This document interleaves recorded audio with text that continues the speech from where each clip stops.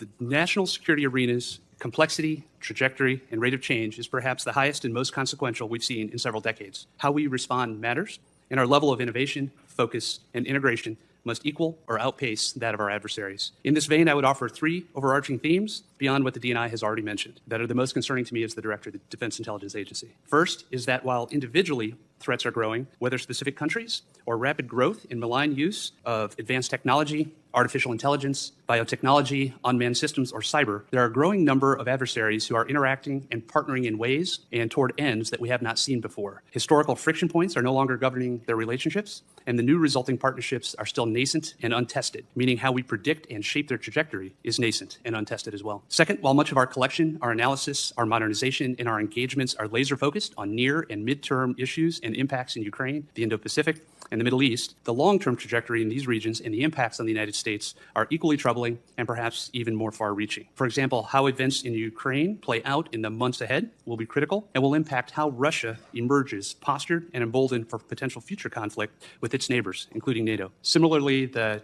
Chinese Communist Party's national and military plans are not solely focused on Taiwan and the South China Sea in the 2020s, but also on securing an entirely new place for the People's Republic of China throughout the 2030s and the 2040s. These ambitions and their associated military, space, cyber, and nuclear expansion to entice or compel outcomes are at the expense of their neighbors, the region, the United States, and the open international system. And in the Middle East, as mentioned, how the current conflict between Hamas and Israel is resolved is likely to determine regional dynamics for decades.